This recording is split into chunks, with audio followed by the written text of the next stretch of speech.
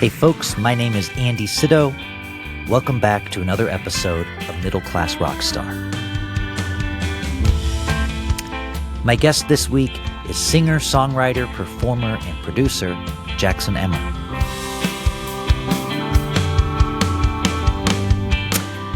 All right, welcome back. Thanks for listening. If you tuned into the last episode, that was my first ever live audience podcast episode. That was with Bob Livingston. And the episode before that was with Johnny Fiacconi. And we talked about gigs versus shows. It was a concept podcast. I had that video a few weeks, or I guess a few months back now, about gigs versus shows that just got a whole bunch of plays. I guess it went viral online, and people said, we can't find the episode. And that's because it wasn't an episode. But then I made it into an episode. So two back, Johnny Fiacconi, check that out. But today, Jackson Emmer is here. Jackson Emmer is back. I don't often do repeat guests, but Jackson is back. He's got a new record out, Battle Hymn of the Early Riser. We talk all about that at the beginning of our conversation.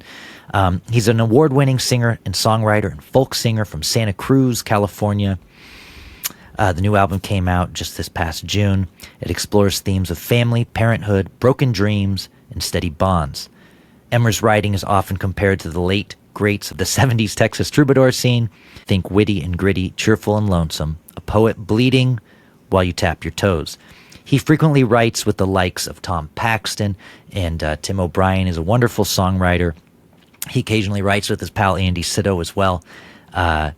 He has taught for Acoustic Guitar Magazine, Swallow Hill Music, and many other camps. He also runs the Telluride Troubadour Songwriting Competition in conjunction with the Telluride Bluegrass Festival. Jackson and I talk about a lot of different things in today's episode. His early record, or his brand new record, in context with songwriting and when he's getting up to write songs and co-writing as opposed to solo writing and the differences there. We talk about Spotify a little bit, some of the promotion stuff. We chat about AI and what that's doing in music. The ecosystems of different types of performances, and talking about the financial aspect of that a little bit. And touring, how to tour, how much you need to tour, and just kind of the balance that he is facing with that.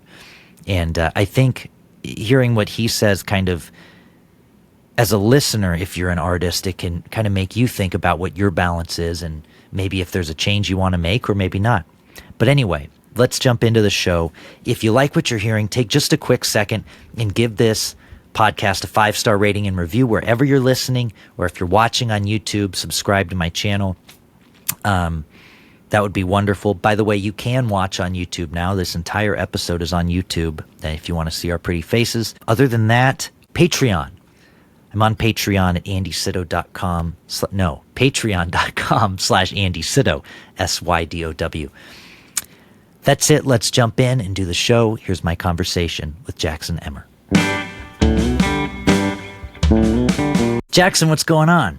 I love your long stare into the camera, man. Like, we doing this? Are we doing this? Here we go, baby. You got to get in the mood. Yeah, I'm feeling very in the mood for a podcast chat about whatever. I'm excited for the ramble. I'm glad to have you back on, and it's nice sometimes to have repeat guests. I try not to just filter through the same people, right? Most people are first-time guests, like 95%, but it's nice to have people back for a second time, because then you can kind of talk shop a little bit more, and get into some other stuff, so that's fun. Well, thanks for having me back on. Yeah, I've been following your podcast, and it's awesome, and so I'm extra honored to be in good company this time around. Well, I appreciate it very much.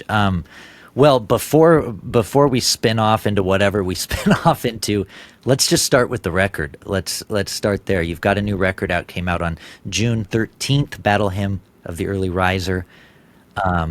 Talk about that a little bit. It seems like this was done in your home studio, correct? That's right, yeah. Okay, and so you had the people come to you.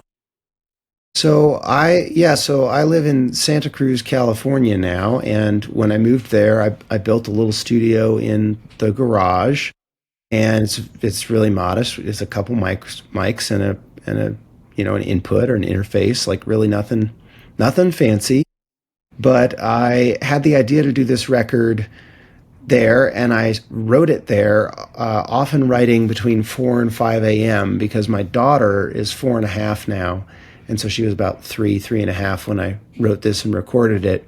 And basically, she was getting up every morning at like 5:30 and just like wanted to party, wanted to rage. And I was so fried from that pace of parenting that I was like, I don't know when I'm going to get like an hour to myself to like write this music for a record. And so I started getting up at 4 to write songs for the album.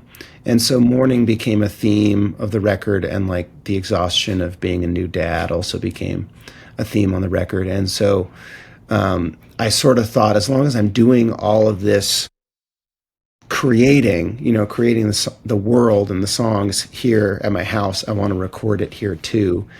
And our mutual friend, Abigail Oakley, out in Nashville, amazing singer-songwriter, she had produced a couple things for herself that I just thought were so incredible that it appeared to me she would inevitably become a successful producer. And also, she has a really great way, like a really low-key way of telling you, like, hey, let's do better. Let's keep looking. Like she's I want someone in the studio who's not just going to say yes to everything that I say. I want someone who's going to challenge me and pull out my best work. And so I just had a hunch that Abigail would be great for that. And she had all the studio chops too. And so she came out and we recorded everything, I think in 3, 4, 5 days, like at my home studio. Wow. And then and I played a lot of the overdub parts, and then the extra overdub parts like pedal steel and some harmonies and bass were done remotely, mostly through friends of ours in Nashville. Cool. Cool. And you play banjo on Early Bird, right? Is that you playing the banjo? Yeah, I play banjo. Yeah. That's so cool. I loved when I was listening through that one. That one kind of stuck out because it was very minimal production, but it was like, by the way, here's a banjo song. I thought that was pretty cool. Thank you.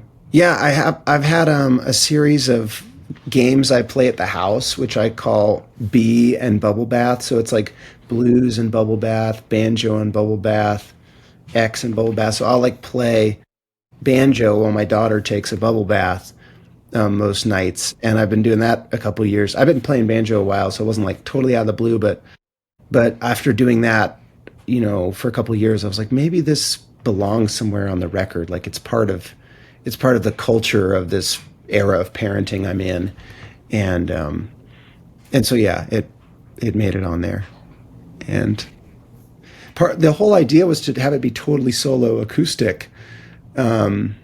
And we threw that out the window. But that's how some of the sparseness sort of creeped in, was like, we're just going to have it be like one instrument and voice. And then be like, well, after we recorded that, let's add in. Yeah, we could hear a pedal steel on this. Right? We could hear it, yeah. So, we dressed it up a little bit, but it's a pretty minimal record. And I would say most performances are like 98%, live or more. Some of them are just straight through. When I think about when I my forthcoming record that's not out yet that I did with my live band, and of course it was a ton of fun getting to do it with those guys, but a lot of times we would record the song and then think about like what needs to be stripped away before we thought about what needs to be added. Was there a certain amount of freedom to just, hey, this is me and my song, and then once we record it, see what needs to be added from there? Because it very much, the whole record starts with Jackson and his guitar. Yeah, well, I think a lot of recording is exactly what you're talking about. Like when you play something live, people are processing what they hear while seeing you. And so there's like a difference in how that music's experienced live versus in the studio. When you play it in the studio, you're under this magnifying glass that's very intense. So even though it's just me and a guitar, or me and a banjo, there are definitely times where I was like, I'm doing too much. I gotta pare it down. So I did demos before we did the final versions, and some of what you hear, I believe, were actually the demos that I'd sent to Abigail, and then we're like, actually, that's is it going to get better than that? That's pretty good, like. Yeah. But yeah, it's a constant for me, and I think for a lot of musicians, it's a constant game of you get there, you play something, you take the scalpel to it, you add a little bit, take the scalpel, Yeah. Yeah, absolutely. And there's I feel like definitely your identity is in this record. And ever since we met and said we've done some traveling together, we played some dates together, you have a distinct songwriting style, but I think that really shows through as well. There's kind of a serious humor, and I don't mean that as in he's seriously funny. I mean, there's moments that are very serious, or you're trying to get a serious point across, but you're not afraid to do it in maybe an absurd way lyrically, to say Mm-hmm. something that's a little bit less serious to get your point across. And I think maybe a perfect example of that is Clementine Unicorn Sacrifice. Huh? Okay, yeah, yeah. Do you feel like you're constantly just finding yourself more and more, or was there something particularly with this record where you said, man, I think I hit on who I am as a writer? Well, I do feel that I'm finding myself more and more, and I think that I've had some experiences where I have hung out with very successful commercial like hit writers, and when you write with people like that, often they mention something in the writing process, which is like, are people going to get this? Like, is this going to play in Peoria? Like, there's this self awareness Sure. of how what you say is going to connect and then make you money, and that's totally okay for people to do.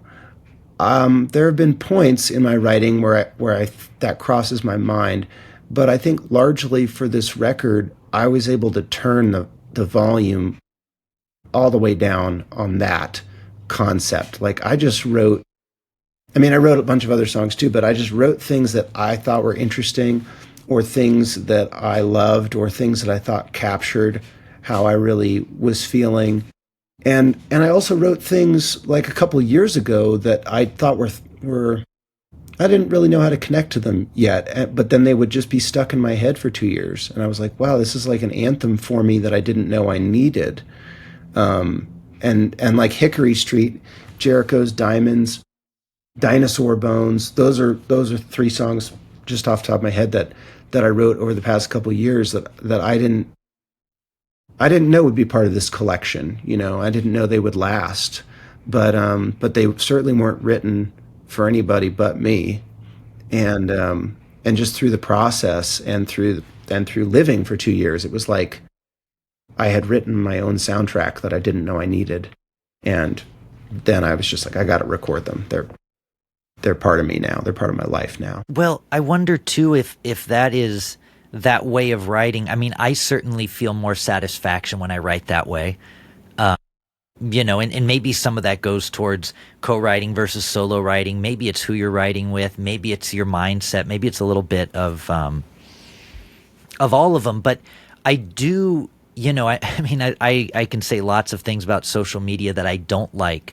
But one thing I do see is a lot of people posting up, musicians, indie artists posting up songs that seem to be from a place of just them writing something for themselves, and then they post it, which is great. But it seems like those songs, to me at least, are even more relatable when I hear stuff like that. That's the stuff I Mm. click on. The stuff that gets deeply personal that maybe every single person in Illinois doesn't relate to, it feels even more personal. That's an excellent point and observation. And the song on the record that reminds me of this most is Dad's Shoes. Like I wrote that song really specifically about my own relationship with my dad. And man, Andy, I tell you what, like I started playing this for people and I just watch grown men cry in the audience. Not like sometimes, like basically every time I open my mouth to sing this song, I watch people connect and be really deeply moved. And it's not because I wrote the song like everybody's dad gives you lots of feelings and that is super hard for young men. Like, no, that's not good. That's it's too broad. But I was singing about my real thing, which was that my dad always, for those of you who haven't heard the song yet, my dad was always trying to give me his old shoes, and they're always just a little too big. And my whole life, I was like, this is the perfect metaphor. This is the perfect thing. Like, I don't know what to do with this metaphor yet, but this is it, man. He's doing his best, and there's just no way I'm going to get my foot into this thing. Yeah. And anyway, like, yeah, it turns into something relatable when you really are able to open up about your own experience in a heartfelt but articulate way. Yeah. Well, and I do, I mean, wouldn't you say too that people, when they hear stories, at least when I hear stories, I put myself in those shoes. Maybe, sorry, dad's shoes, those shoes, I don't know, but maybe it makes me think of, or the listener think of their relationship with their dad, even if it's completely different, right? And I think it's just selfish people. Do we not have a tendency to always put ourselves in, in the shoes of the narrator, or try to anyway? Yeah, I think you're right. And I think that's honestly like why some of the best songs of all time are so successful. Like like there is a level of detail that you have to put in there, but there is a little room for mystery that I think you got to leave so that people can listen through their own lens. Like Bob Dylan songs are amazing at this. I think that's why he's Bob Dylan. Like he's not going to hold your hand, but he is going to like walk you down a dark corridor and let you turn the corner into a haze filled speakeasy full of butterflies and dragons and like the Mad Hatter's there. And then it's up to you to be like, what do I do with this? But good songs take you places, and one of the places they take you is deeper inside yourself. When you were writing this, talking about getting up early as 4 a.m., are these mostly songs that you wrote yourself? Are there some co-writes on there? I think it's a 50-50 split of co-writes and solo writes. Yeah. And what for you? What do you get out of co-writing versus what do you get out of writing by yourself? I am afraid of writing songs on my own lately because co-writing is so fast. I say two brains are faster than one, and that doesn't mean it's better than one. Speed is not quality, as most people know, but it's pretty addictive to sit down with somebody that you like or whose art you like and make a song together. I love that process. It's great. It's kind of self-reinforcing. You're like, oh, I can write a song. I wrote a song in an hour today with Andy. Like, my goodness, or maybe it takes 3 hours, or maybe it takes 2 weeks over the course of a few sessions or whatever. But whatever it is, it's way less lonely than doing it on your own. And when you do it on your own, there's a lonesomeness to it. There's sort of a walking through the mist or the mystery that you have to do, and there's a lot more discomfort. I find, and I'll go through phases where I'm really at peace with that and excited about that, and that's part of what produced this record was me being like, no, I'm ready for the void. I'm gonna jump off the cliff into whatever this is and sit in the chair and see what happens. And then I'll go through phases where I'm just not ready to see what comes up on the page when I can say anything I want. Yeah, right. anything I want. There's nobody there to go, no, that's not good enough. No, I don't like that idea. No, we're not going to make any money off that. Like those voices are interesting, and you get a different result. But when it's just you, some magic happens, and I love that magic when I'm ready for it. But if I'm being honest, I can't do it all the time. It's like it's too intense or vulnerable. Yeah, right. So yeah, right now I'm kind of in a phase of what I would say like creative recovery. Like I wrote the record, I took several months off songwriting. I started getting back into co-writing. I started getting back into solo writing, and I saw the floodgates that opens up. And I've had just an eventful year, so there's just a lot, like family stuff and life stuff that's on my mind that would be great to process with songwriting. But yeah, once I opened the floodgates, I was like, oh man, like I'm gonna drown in this, and I gotta get it together to go play these shows or this festival or whatever. So I've kind of locked Pandora's box up for a few weeks.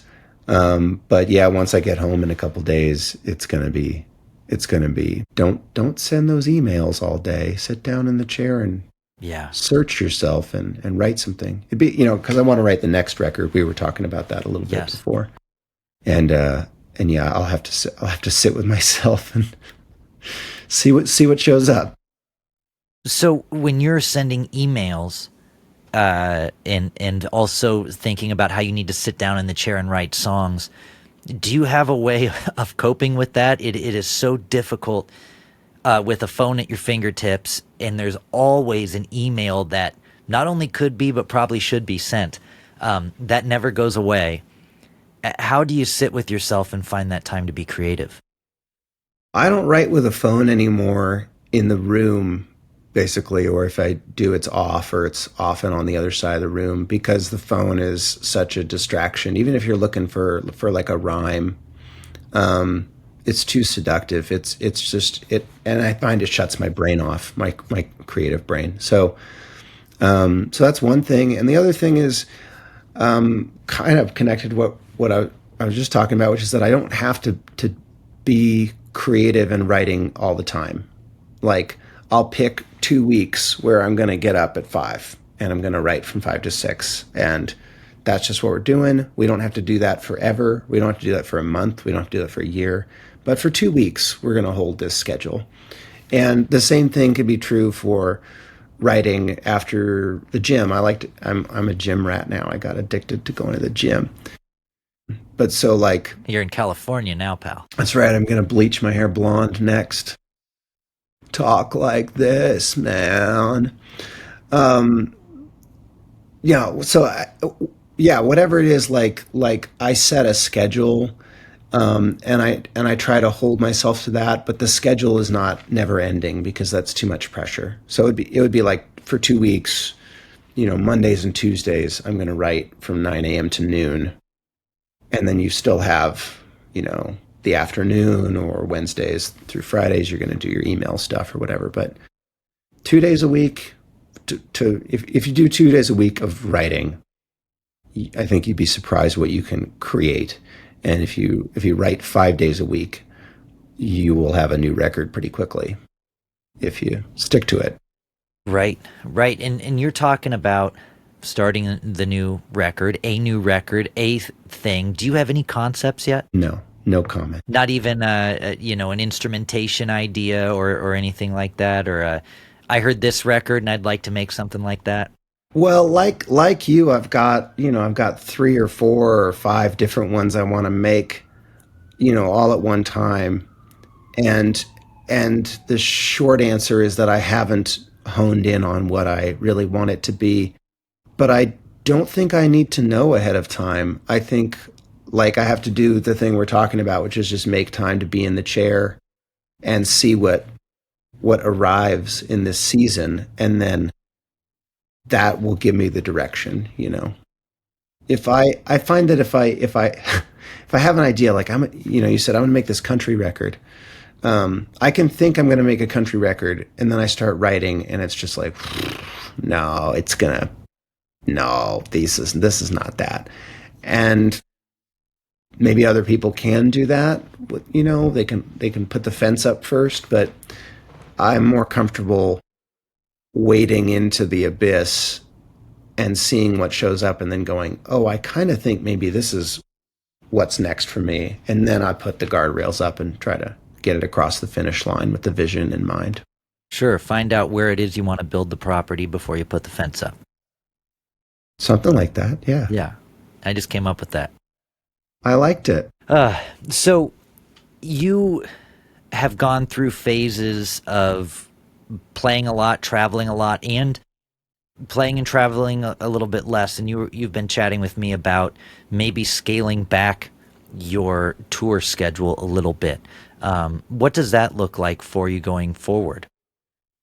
Well, I have already scaled back my tour schedule quite a bit, and for those of you listening, who are new to listening to my music or me, I used to do 150 gigs and shows a year, and I found that was not sustainable, and so I kind of got it down to like 100, and that's pretty fun and cool. And Let me oh, go cut in ahead. really quick. What Yeah. is not sustainable about 150 to you? I found that, well, I don't have a team. I don't have a team. And so I have to do all of the work. And so if I'm doing 150 gigs and they're, say, they're not good gigs. These weren't good gigs, 10 years ago. It was like maybe making 200 or $300. And you do 150 of those. Well, that's like a living, but it's pretty lean. You're always in motion. You're out late. You're getting up early to do the next drive. It's very, and it only feeds itself to do more of that. Is what I found. Like you playing at a brewery, you're not going to go from playing the brewery to playing a house concert series or some other kind of listening room or theater. They're just going to have you back at the brewery or not, or someone might hire you for a private party or something. Yeah. It's a very different ecosystem of gigs. So instead of doing that, I started to do more like 100, but trying to have it be listening rooms. That worked pretty well. I didn't have my stuff together as much as I do now to do a listening room thing. And then since then, I've gotten it down probably more towards the 70 to 80 shows a year, and it's more listening rooms. So you get paid a lot more, and the people are really there for you. And there's rest involved. You can go home in between, but still, I've got a 4.5-year-old. So before I had a kid, anytime I was away, it was just like free time for my wife. Like, she does whatever, she would do whatever she wanted to do. She was working or hanging with friends. And now that I have a kid, anytime I'm gone, like that is a tax on my wife's freedom in a way that it was not before. And some of that's okay because I make, money that contributes to our family and to our freedom in other ways. But still, it's, it doesn't always feel worthwhile, I think, both to her and to I when I'm not there. And I don't want to be an absentee dad, period. So there's some scaling back that I've been trying to do there. Yeah. And still have the math work. And then you and I were talking a little bit about how my wife had sort of a big health scare earlier this year. And she's okay. For those of you listening, like, you don't have to worry or send me a note or whatever, but she's okay. But that really reframes things, because if you're out of town, and your wife is ill and you're not there, like there's no one for your kid and there's no one for her. There's neighbors and whatever, you call 911 and stuff, but you're just literally not there. There's really nothing you can do. And I don't think that singing songs for strangers is more important than being there for my family. Absolutely. It's so seductive because you make money, you get applause, you get some validation for being this lonely, weird, creative person. And it's nice to share something you made with some people who relate to it, and then you feel connected. And that connection is really genuine and vital and I need it, and I watch that other people need it in their life too. So I don't want to I don't want to undercut that, but if I'm never there for my family, then that's the wrong way to spend all my time. So I'm in a process now, like we talked about, of reorganizing. I still love playing shows. I'm not going to stop playing shows, but how much is enough or too much, and how much time can I possibly be around so that my kid has a dad and my wife has a husband. You're talking about ecosystems of different types of performances, at the beginning there. And I think about that a lot, whereas like the bar gig is an exchange of me playing for $200. And that's great because you're going to make $200. But also, it's probably not going to it's not going to get me into the theater next time through town. And it's probably not even really a stepping stone to getting there. It's a totally different thing. And when you're talking about spending time away from home, I imagine there's a part of you that wants to, either be making a certain dollar amount or really working towards something to justify being away from home.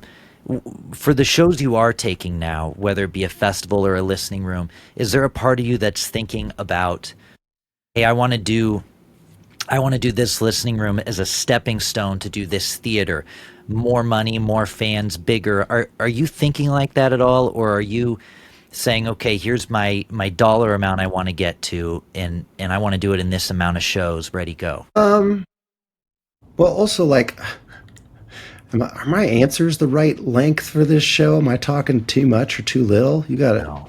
You gotta reel me in if I'm. My questions are probably too long, if anything, so you're good. So the question is, do I think about it like a dollar amount, or do I think about it like a stepping stone to theaters? Are you still thinking about, when you're 22 making music, you're thinking about getting famous, right? Or whatever. You're thinking about theaters. A lot of people, when you get into it, you're thinking about stardom, whatever it is, maybe. But as you get older, different things become a priority. And you have been very successful, right? So are you at a place where you're like, I want to play 80 shows and make X amount of dollars? Or are you still seeing things as, hey, I want to do this because I want to try to get into this next year. I want to get Mm, bigger, more. mm. I think about things a little bit like, woof woof. Is that Maggie? That's Maggie. Yeah, she never fails to make an appearance on this podcast. Love that. I love that. Okay, how do I think about it? I think about it like things averaging out over the course of a week, a month, more like a year. So, so there's, how do I put this? As I've gotten more successful, I've watched a lot of my musician friends stay where they are or be less successful. That's really excruciating for me Hmm. because so many of them are so talented and hardworking, and either they don't see a big picture or they're not as good at marketing, or just like whatever the setback is, they didn't have an uncle who like helped them pay to fix their car when it first broke down or something like that, and so they had to go take another job and they got stranded and weren't able to keep touring. Whatever the setback is, I see my own I see how much luck is involved in my own success. And so for the past few years, I have gone from being like, okay, 100% of what happens to me in a year has to make money. Hmm. Like I'm so lean that 100% of this just has to go back into me and making money. And then as I've gotten more successful, it's been like, can I give 40%? Can I take a hit on 40% of these opportunities? Like so that I'm living off 60% and the 40% goes to just growing the thing. Like I start here, but then I get to the bigger thing next year. Like, I'll take a Mm-hmm. hit on this one to see what happens next. Yeah. And there's a lot of that happens in music. And I think that's an important part of growing your business. Like, I've talked to people who I think are musicians and are very small minded, close minded, maybe because they have to be, where Yeah. they're How they're much am I like, going to make tonight? well, yeah, but even more than that, this gig's gonna pay me $75, and then they spend like all night trying to sell 2 CDs to like get a little extra gas money, and it's just like, I get it, like I've my life has been that lean before, and so I feel like I resonate, or can understand a little bit of like fighting for that few dollars, because it Hmm. makes a big difference. Yeah. But if you have a little bit of cushion, then you reinvest in what you're doing, I've found that it grows, and it grows fast. But you can burn yourself out on that too. So now I'm kind of more like, and because I've got a family, I'm like 90%, maybe 85% of what I'm making is just going to like life and my family. And then the 10% of the opportunities and the money is taking a chance or taking a hit and trying to grow it.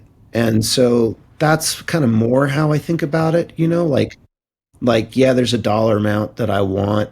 Does that happen every night? No. Do we get more sometimes? Totally. That's amazing. Do we get less?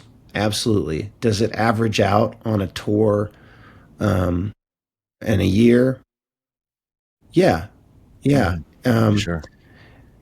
and so, yeah, that's kind of how I think about it. And I do think a lot about, I think a lot about this really heartbreaking math, which maybe we've talked about before, which is Yeah. that if you sell 150 tickets to a venue, the venue has so much overhead that, and there's advertising costs that you and the venue might have to incur, that Yes. you will make the same amount playing for 40 or 50 people in a living room or a backyard.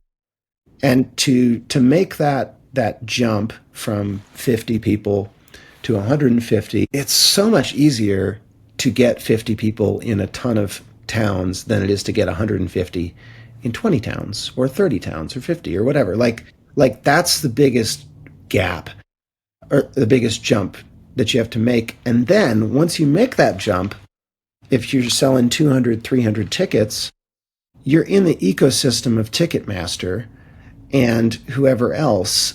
And that looks like a whole world of trouble that I'm not sure I want.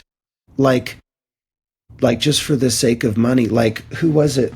I don't want to misquote some artists, but basically, I've seen these fights play out with Ticketmaster for people who have a bigger audience than me, and I, on one level, I'm interested because that sounds great and almost like an easier thing to sustain if you have more people coming to the shows.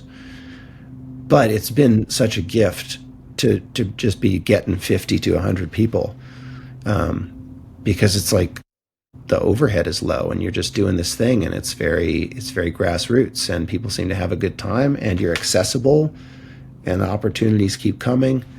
So I see pros and cons to it all, but I guess that's kind of how I think about it. Like, I live within a little bit of a cage, but playing to bigger crowds is just a different kind of cage. Yeah. Sure. You touched on a lot of great things there. And yeah, Did yeah, I? I don't know. you really did. Well, and I think about too how, the biggest jump, being from yeah, doing a house concert amount of people to doing a small club. I think if you can get to that point and you like being at that point, the growth from there is still difficult, sure, but it's, probably easier to turn 150 at a club into 300 at a bigger club, than it is to just get to that initial 150 in a club, where you're kind of making money. But even then, if you can make just that much, if you can make that much easier, playing for a third of the amount of people in a house, or a listening room or whatever. There's all kinds of different ways to go at this. Is all I'm saying. Well, the grass is always greener, Yeah. Right. and I have a friend who plays, like, he'll sell out Red Rocks with his band, and they play really big bluegrass shows, and they've got a tour bus and all that stuff, and like basically a staff. And he's like, you just write the songs and then go play in this person's backyard, and you email them, and then they write you back, and then people pitch in and you get paid, and there's not 50 people involved at every show. That sounds pretty nice. And I'm like, you ride in a tour bus and have probably paid off your retirement. That That looks sounds pretty nice. Yeah, like, yeah. So yeah, I don't know. I guess everyone's got their challenges, you know? Everyone's got their challenges no matter where they are. If you ask Jason Isbell, or Taylor Swift, are you living a challenge-free life because you made it? No, they just have their own problems, They traded problems. So let's talk. This is just where I'm at. Yeah, no, absolutely. Let's talk about promotion a little bit because you just put out a record, and I think this kind of goes along with what we've been talking about a little bit too. I think last time we talked on the phone, you mentioned or maybe a couple times ago, Spotify and paying for, I don't know, playlist push or whatever, trying to get your song out there. That I think a lot of artists do maybe and view it as a necessary evil. What was your overall promotion for this record? Are you just getting out and playing shows? Are you putting some money into playlisting? What's that been like for you? Yeah, I didn't do nearly as much promotion as you can. I sent my record out to a handful of, like, folk and Americana radio hosts. I sent it out to a handful of local press, and I sent it out to a handful of national press. And then I made YouTube videos and Instagram reels, and I did what's it called? The Playlist Push is a service that I used that was recommended by somebody, and I used Spotify's built-in campaigns promotion tool, which, for those of you who are new to this, like, basically a lot of musicians are really focused on spending money on Instagram and Facebook ads to drive listenership to Spotify. And I think that Spotify basically saw that money was on the table and was going to these other companies, and they thought, well, what if we built our own in-house thing? So instead of paying for promo on Meta, you're paying on Spotify's own platform. So I tried, basically, those are the only two paid promotional avenues that I went through. And I saw both a tremendous, like, gap in response and, like, coverage and listenership. Like, I didn't get a ton of reviews or a ton of airplay or fill in the blank on traditional press. I didn't check a lot of those boxes on this record. But thousands and thousands and thousands more people listened to this record on Spotify than they had any of my stuff before. It was like almost 30,000 monthly listeners, which is not crazy numbers, but to go from like 1,500 a month to 30,000 a month that's kind of a leap. And then the real thing was that I planned like a 4-week tour, and I'm still kind of doing, my tours now are still that material, but I did like a 4-week album release tour around Colorado, Utah, and California. And like almost every show was sold out, and almost everyone who came had already listened to the record and like had begun having a relationship with that material, which is not a given, right? Like you can put something out that people don't hear, and you can plan a tour and people don't come. So I do think that all was working together, even though it wasn't like, I'm going to get a publicist, I'm going to get all over folk radio. Like, I don't really even know what folk radio is doing for people anymore. Like, I don't get it. But yeah, sure. But I decided to do it this way. And it's worked out pretty well. The record is more than paid for itself. like several times over, and it's only like 3 months after it came out or something. Um, so it's been a good strategy for me. Um, Pretty cheap, pretty grassroots. Uh, could have been bigger, but big records are people spending 20, 30, 40 grand just on like PR and ads, and like I couldn't do that. So I didn't, Yeah, right. and it's still okay. Yeah. Yeah. Well, I mean, maybe you're your own best publicist. I think that's probably how it is in this world. So if you're going out and playing shows and selling them out, that's better than a PR agent.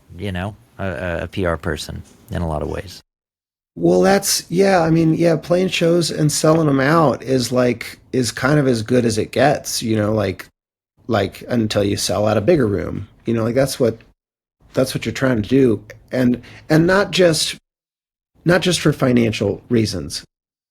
Selling out the room you're in is like maximizing the connection.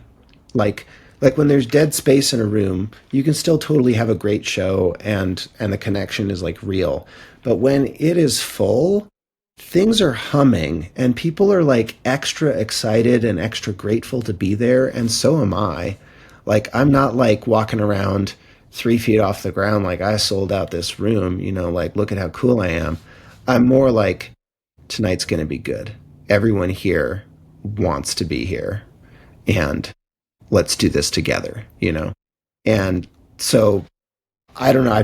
I've been feeling like I told you earlier, like just so much gratitude. Just like the world doesn't owe me any more than this. I, I'm in overtime in so many ways. Like I gotta just I gotta carry that and remind myself of that everywhere I go. And lately, it's been easy. Yeah. How are you able to maintain? I mean, obviously filling up the rooms is a big part of it, but uh, how are you able to maintain being out on the road logistically? In terms of how many people you're taking out with you, and amount of time and expenses. Hotels are not cheap. You can stay with a host family a lot of times, I think, but how are you able to uh, tour in the expensive 2025 world? There are a few strategies that I've been using. The first one is charging. Sometimes it's a real ticket. It's a hard ticket. Often at a house concert, it's a suggested donation. So we're not turning people away at the door or checking everybody, but basically people are pitching in 20 to 30 bucks per person. And it's not like they're pitching in 5 or 10, which I find a lot of musicians, even ones who do a really great show, are kind of undervaluing themselves. Um, Math is still hard though. Even at 30 bucks a head, it's hard. I tour as a duo. I don't tour as a band. So my buddy Martin Gilmore, who has been my accompanist for almost all of those shows. Go Martin, ahead. by the way, I just want to cut in. Martin was on this podcast 2 or 3 episodes ago. So for the listeners after this, go check that one out. Yeah, Martin's amazing, and that episode was great. So yeah, Martin backs me up at almost all those shows, and he's hired to be there, and that works out, I think, well for both of us because he gets to play music that he likes without having to plan all the travel and do all the promotion and whatever. And then on top of that, like we eat out, but we don't eat out luxuriously. We take food when people host us, and we take advantage of that. And we're not getting hotels constantly. We're often staying with people we know. And there's maybe like once a week at most where we go and get a hotel room or two. And I cover that just to be like, I know you need a reset. Everyone needs private time. Um, you can't have it every night, but Yeah. once a week is well deserved and affordable. Um, And I think those are kind of the main strategies. Also, we buy groceries instead of, always eating out. It's always like a little cooler going Right. and some things. And as far as being away from home for 4 weeks, like as a dad, wouldn't recommend it. Not good, not sustainable. Um, I knew that, and originally my family was going to join me for part of it, but we kind of shifted the plan last minute. So yeah, 4 week tour, not really something I want to do regularly, but that's just kind of how it happened this time. Yeah. Well, I do. I really think the duo is great in adding something to a show. I just saw Anders Osborne play with a tenor sax player, and Hmm. in some ways, it felt like they went out there with the whole band. And when I've seen you and Martin do stuff, it adds so much. Hmm. And when it's a consistent player that really gets what you're trying to do, at least from watching those two ensembles and some others, the duo thing seems to make a lot of sense. It feels like a full thing without taking 5 or 6 people on the road. And then when you have that many, it's hard to do it without a tour manager or whatever. It's so easy to tour with Martin. Like, he and I just get along great. Musically, we totally click. We have a lot of overlapping, um, like musical interests, things we're listened to or influenced by. And so when we play together, um, it's like we've been doing it for years. We're 2 years into playing together regularly, but it really feels just so natural. Um, and then on top of that, like, it's just a good hang in the car. You like, as much as anybody, like, you don't want to be in a van with somebody you don't get along with. That's it. There's almost no way to justify that unless you're Hall and Oates, whatever. I don't know. That's not my life, but where I'm going with this is, like, we get along great, and I feel like it's been such a gift to have crossed paths with Martin and to have this working out with him. AI, it's a topic that everybody's talking about in every industry. In the music industry, specifically for what you're doing, are there positives for you? Do you see it taking work from indie musicians in our field? What's your overall take on it? I'm sure there are some positives. I I'm not going to act so pure that I don't use AI ever. I've used AI for, like, mastering, or some mixing, or even construction of drum beats. Um, it's never the only thing you're going to hear when you listen to my music. Like I'll take the AI suggestion and then retool it. So I don't want to act like, too high and mighty for that. I'm not too proud to use it, but I am too proud to use it for songwriting. And I also think I can't see the future, but it's going to eat a lot of people's work for sure.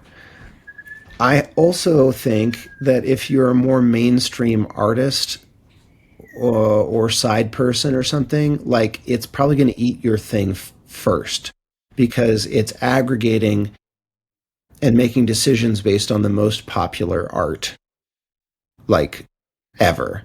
And there's a lot of overlap in how that's built or sounds. And my stuff is off the beaten path. I I hope I'm not wrong about this, but if I am, it's okay. Like, Yeah. I'll go lay bricks or something. But I think artists like me that are playing kind of weird music in people's backyards, I think, are going to be, like, the most resilient to this, because people are not there to hear popular X or top 40 X. They're there to hear something full of weird flaws and this human thing. So yeah, I'm hopeful that I'll get to keep playing for a while, but I'm not hopeful that music at large will be, okay and unchanged. I think it's already been changed by AI, Yeah. and you're going to see that change happen more dramatically, like on a exponential curve, basically. Like, it's here. It's happening now. certainly is, and it certainly does make some things easier. But yeah, it is all over the place. AI masters the podcast now, and I'm very grateful for that because it takes 4 seconds. Is that the AI tool in Logic that you use? Hmm. I learned about that from your podcast, and I was like, I didn't know they had that. And I clicked it, and I did an A/B test with Isotope, which I've been using, and I was like, I'll be darned, like it's as good or better. Yeah, Took 3 seconds. for my tracks that I'm releasing, like my albums that I'm doing, I'm using humans to master at this point in time. But for stuff that I don't monetize on this podcast, I don't want to I don't want to outsource anything, and it does a better job than me. And I have other things to do. I don't want to become a great mastering engineer at this point in my life. Um, you know, it has its things. I also think too, talking about the house concert scene and the listening room scene, the demographic going to those, I don't know that they're super cutting edge on the AI stuff. So, just that demographic. So I think we might be okay for a little while. Well, the flip side of it is, right, like, how would you know as a listener if AI wrote the song? Right? Like, you as a songwriter could be like, I'm not feeling up to it today, but I want some new material. Enter the prompt. There's all the lyrics, could even be chords too. They've got tools that do that. And you go, I actually like that. I'm going to adjust it a little bit and then go sing it for some people and see how they like it. And I'm sure that's happening now, Andy, and I'm sure that's happening at house concerts and people don't know. And am I okay with that? Not really. But what does me what does me despairing about it accomplish, you know? Like, it doesn't matter. If somebody makes their art that way, I think that's less cool than what Dan Reeder does or what you do or what I do. I think that's less cool. But could they have a totally fulfilling, amazing career that still makes people feel something? Absolutely, you know. AI as a time saver, right? It's an interesting time-saving tool. So you don't want to spend a couple hours mastering your podcast, and I don't blame you for that because that's a little bit it could be soul-sucking, work. But if you're trying to have AI write your song for you instead of spending 3 hours writing a song, well, the songwriting process should be joyful and like a meaningful part of processing what's going on inside yourself. So to be like, I'm going to save myself the time. I don't know what you've really saved yourself besides time, because spending time on those things is, apart from the result, meaningful, I Right. think. And so AI is going to spare people the chance to do that work with themselves. They're still going to get a song, but they don't get the chance, right, to get right with their hearts, on their own terms. So maybe they turn to fly fishing or something. I don't know what they do, but Yeah. but like, I think that's an interesting component of art making that is not talked about when we talk about this, AI, how is it going to affect art? Well, it can make a song that's as good as you. So what? Well, it saved you some time, but then you didn't get the chance to make the song. Well, that where do you draw the line is the question, and maybe the line is different for everyone, and we just have to accept that. For me, if I wasn't making the songs, I would do something else for a living, because I like doing that. I like the creation of the song. That is such a huge part of it for me, the creation and the performance of it. I love that. Hmm. Hmm. I get such a rush out of it. And that's why I'm still doing it, at this point. So, but if there's other people that see it as a way where they can maybe just make a lot of money with it, and then fly fishing is where they get their rush and their satisfaction. It's hard to put a line in the sand and say this is definitively wrong and this is not. But it does ask a lot of interesting questions.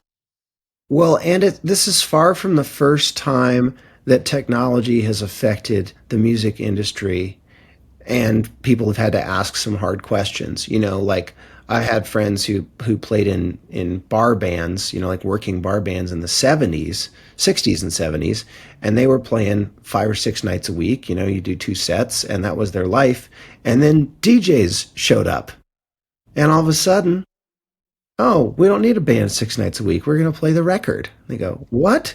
And so they're working 3 nights a week. And then in the 80s, drum machines showed up. Oh, you're never going to hire a drummer again. Well, in some cases that was true, and a lot of drummers lost work. But music kept on, and it didn't eat everything. Same thing was true for like MIDI and synthesizers. Oh, we're going to put all these orchestras out of work. Okay, yeah, you can't have an orchestra at every gig. Right, right. But I guess all I'm getting at is that these updates to technology come in waves, and people have to kind of reckon with them. And it doesn't really matter like what I think. The technology's here. We're going to have to reckon with it, each in our own time. And hopefully we still get to do what we want to do and find people who will connect with it. And if not, we'll just be like most bar bands from the 70s. Go sell real estate. Well, is there anything else that you wanted to chat about? I think we covered a wide array of topics. What else? I think this is good, man. I appreciate you having me back on your show. I appreciate everybody listening, and for folks following along with my musical journey. Just know, like, I'm more grateful for it now than ever. And what a time to be alive. Keep singing. Keep singing. Thanks for chatting with me. I appreciate it. Yeah, thanks, man. All right, that's my conversation with Jackson Emmer. Love chatting with him. He's a good buddy. If you want to go back and hear our first conversation from February of 2023, it's episode number 112. We talk about different things on the two podcasts, and so if you enjoyed what Jackson had to say, he says a lot of great things in that first podcast as well. So feel free to go back and check that out. I think that's all for today. Thank you for listening, and I look forward to chatting with you again soon.